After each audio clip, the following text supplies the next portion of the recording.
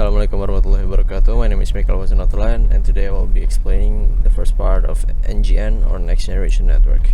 NGN is a packet-based network able to provide telecommunication services and able to make use of multiple broadband with QoS enabled transport technologies, and in which service-related functions are independent from the underlying transport-related technologies.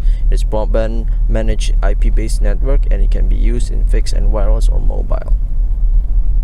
The key principle of NGN is open architecture. It's open to support and service creation, service updating, and incorporation of service logic provision by third parties, and also support distributed control as well as enhanced security protection. Independent provisioning means that the service provision process should be separated from the network operation by using distributed open control mechanism to promote competition. Competition between the NGN network services creates a better and better QoS, or quality of service. Multiplicity of the NGN means that the NGN's functional architecture shall offer the configuration flexibility needed to support multiple access technologies. Features of the NGN as you can see here, is a packet-based transfer, separation control function, decoupling surface from transport, broadband capabilities, interworking within legacy networks, generalized mobility, unfettered access by users, converged services between fixed and mobile, independence of service-related functions from the underlying transport technologies, compliant with all regulatory requirements. The key objectives in NGN development is because NGN is cheaper, and NGN is developed as a mean to make a new network with a lot of services, not just one service for one channel. NGN is also developed to have a service quality equal or better than the circuit switching network or in the past network. NGN is also developed to accommodate specified services that is required by the users. NGN is also developed without having a clear service definition because it is developed in hopes of having broad services. Services expected to be supported in NGN is 1. Multimedia services within real-time conversational voice, point-to-point interactive multimedia, collaborative interactive communication, push-to-talk over NGN, content delivery, broadcast service, messaging, location-based services, presence and general notification service, push-based services, hosted and transit services for enterprise, and OSA-based services. Data communication services, such as using computing and communication technologies, transfer data, allows movement of electric and digital data, regardless of the geographical location, technological medium, or data contents, and data communication services such as telecommunication, computer networking, radio, or satellite communication. PSTN or ISDN emulation and simulation, which is the features, has the PSTN emulation uses the old legacy terminal under the new network and has all the regular feature of PSTN. PSTN simulation means that it simulates the PSTN while using IP-based control infrastructure and mimics the function of PSTN. Public interest services such as emergency communications, support for users with disabilities, lawful interception, service unbundling, network or service provider selection, prevention of unsolicited bulk telecommunication, malicious communication identification, and user identifier presentation and privacy.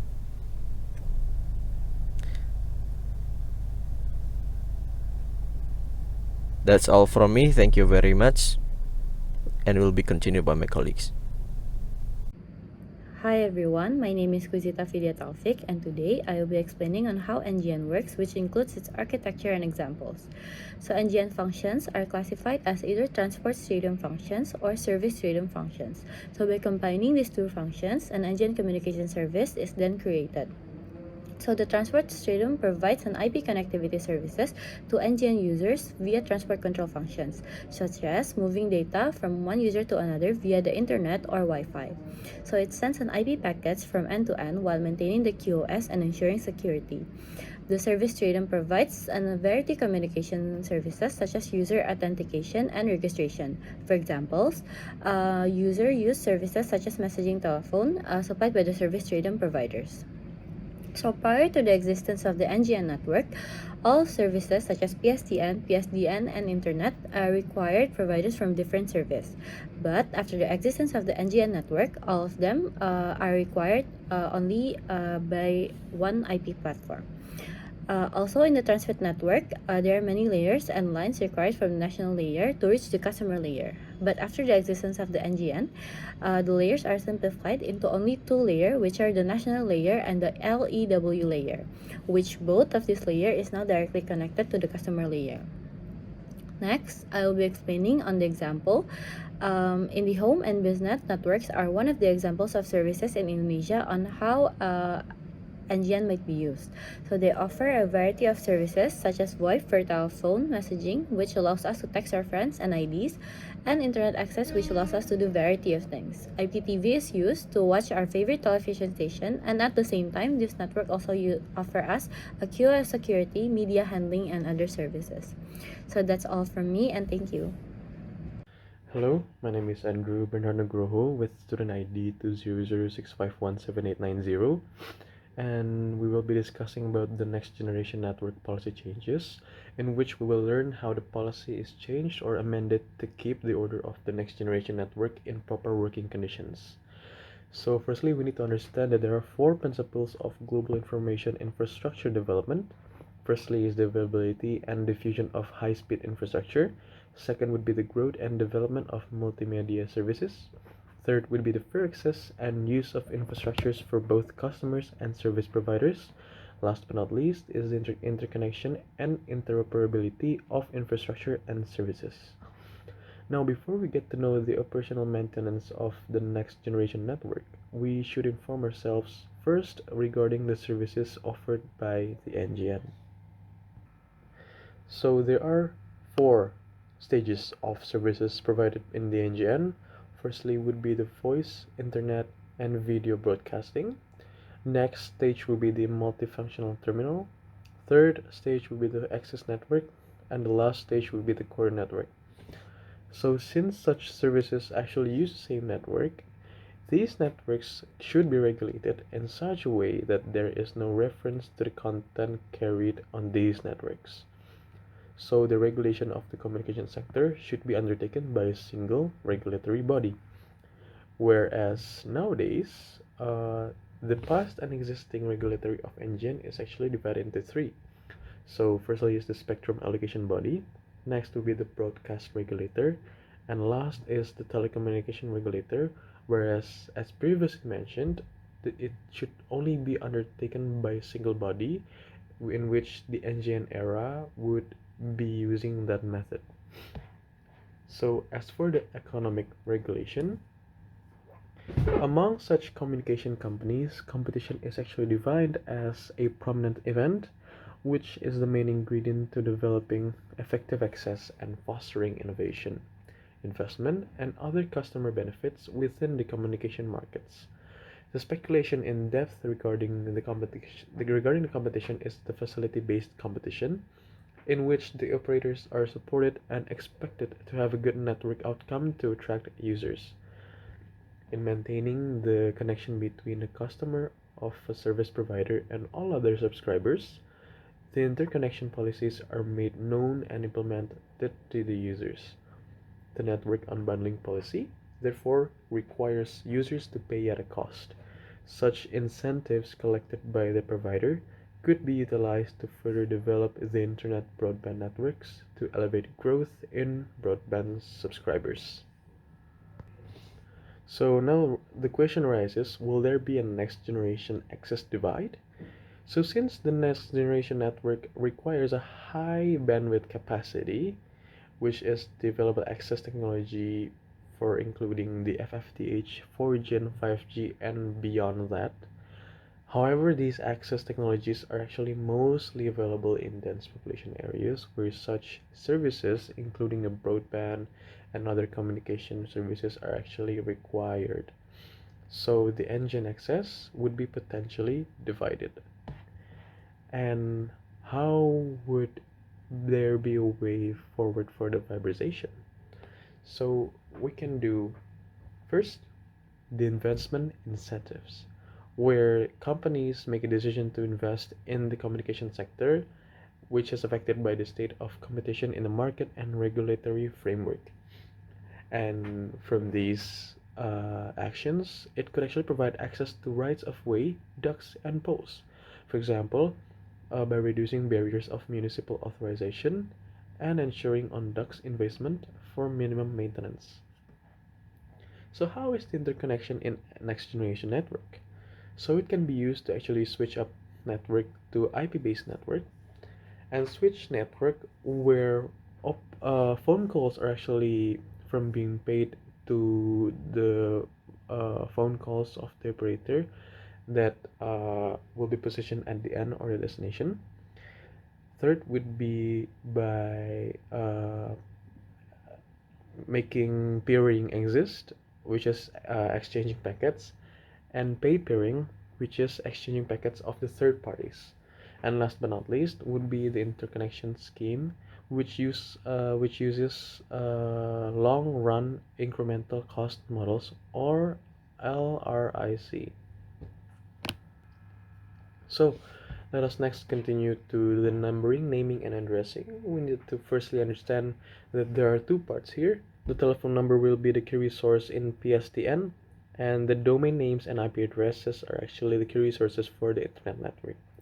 So to exchange the telephone number and IP-based addressing, the ITU has recommendation with E164, which is the number to universal resource identifier called session initiation and protocol. So for example, if we have plus 1555 1234, it will be changed to 1234 at 555 something something. So it's as simple as that. Next, we'll be continuing to the universal service obligation, which is an operator that provides a minimum set of services, including voice telephone service, to all users, regardless of their geographical location within the national territory, at an affordable price, even though there might be significant changes in the cost of supply. Since we're living in Indonesia, it is actually managed by Bhakti or Bhakti Kominfo, which actually conducts telecommunication services in remote areas with their slogan daerah 3T, terdepan, terluar, dan tertinggal. So, how is actually the management of the efficient spectrum being held? From the government's perspective, there are actually two spectrums, which are the licensed and the unlicensed one. Meanwhile, there are actually many applications, for example, HDTV, broadband wireless, and other applications that actually requires this spectrum bandwidth. And therefore, an action can actually be done by conducting flexible spectrum assignment, which is expected to improve economic efficiency in spectrum markets and boost innovations. And meanwhile, these actions are being conducted. There are actually other aspects where the NGN is actually used. For example, emergency calling, which can be used between the authorities and individuals or users. Next will be the lawful interceptions to, for example, if there are any misconducts between the data used of the users, they can actually help to find any lawful interceptions, as well as the fixed mobile convergence. So that's all for the NGN policy changes. Thank you. NGN broadcasting and network security. There are several processes to encourage broadcasting into IP-based networks. First one is enablers, second one is convergence of broadcasting and telecommunications, third one is telco operator. In enabler process, it requires digitalization of contents, IP-based networks, availability of high-speed broadband, availability of multimedia devices, and high-speed mobile networks. For networks to be considered a broadband network, it needs to reach at least 2 megabits per second. The convergence of broadcasting and telecommunications mean that the signal from both of them will be converged into a single channel signal, which is the IP-based network. After the signal has been converged, it will then be delivered to the telco operator, providing and broadcasting the contents over IP. Telco operators will also transfer passive watchers into active watchers. One of the examples of this is YouTube. Users can interact with the videos, such as liking it and commenting it, to give feedback to the content creator. There are several changes happening in transition to IP-based network broadcast. On the analog TV, you can see that all of the frequency band from 478 to 806 MHz is being used only by TV. But in digital TV era, we know that it uses less bandwidth. It uses only from 526 to 694 MHz for broadcasting, while both keeping space for future digital TVs and frequency channel surplus for further use. By changing to digital broadcasting, it will also enable new audiovisual content providers such as YouTube. Content provider can also provide services directly to consumer without any middleman. Change to digital broadcasting will also be a problem for the government to control the types of content being broadcasted. And content provider will also be able to broadcast internationally more easily due to the change to digital broadcasting. There are 6 approaches to content convergence. The first one is scope of regulation, second is ensuring effective competition, third one is spectrum allocation, the fourth one is public interest objectives to content, one is advertising, and 6 is regulation and public service channels. Scope of regulation. Broadcasting services should address a number of social and economic interests. This may include plurality, cultural diversity, and national identity. Some places like the EU have differentiated TVs, scheduled and non-scheduled TV. Ensuring effective competition. There should be equal access to content in the broadcasting services. Operators should also develop technology appropriate to the spectrum used by the channel. The government can start by educating consumers about digital broadcasting and reduce the cost to obtain switch. Spectrum allocation. There should be an allocation for the broadcasting frequency spectrum range. Of course, we don't want the frequency to be overlapping with the other devices such as medical equipment. Public interest objectives for content. The regulation should be able to keep up with the supply of information as time changes. It should also start to transition from institutional supervision to system-based supervision. We used to have a lembaga sensor in Indonesia to rate movies based on the content they provide that should be safe to watch for each age category. For advertising, in NGN, it cannot have the same type of advertising as traditional broadcasting. It can't put advertisement within time frames because users can skip to any time frame they want. Every broadcaster must follow regulation and also carry public service channels. For the institutional environment, broadcast regulators and telecommunication regulators are different. They are not the same. Enterprises can save regulatory costs by minimizing the number of regulators. It can also reduce potential for uncertainty and inconsistency. Dominant market positions are important for regulators to regulate. This NGN convergence is increasing the need for better horizontal coordination in the regulation of the communication sector. Network security. Security is one of the most important aspects of NGN since it is very vulnerable to attacks. Security is also essential for the industry to be reliable and competitive in the global market. Since consumers are becoming dependent on information systems, NGN should provide reliable connection anytime, anywhere. Security threats can happen because IP networks have a borderless nature. Security regulations should be in balance between civil liberties and security solutions. The government then can collaborate with international standard organizations. There are 5 possible security threats. The first one is destruction. It means the destruction of information or network. The second one is corruption, which is the unauthorized tampering of assets, also known as attack on integrity. Third one is removal, which is theft, removal, or loss of information or other resources. Fourth one is disclosure, which is unauthorized access to an asset. It is also known as attack on confidentiality. Fifth one is interruption, which is threat where network becomes unavailable or unusable. But the most common security issues in NGN are identity theft and denial of service impact on revenues.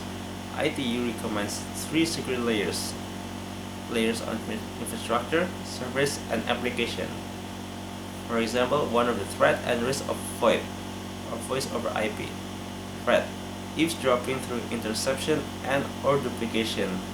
The risk issue is access can be given through any access point to the voice network, particularly if there are wireless access points in the same network that supports the VoIP service. Once access has been granted, network sniffer tools are commonly available to intercept IP-based traffic.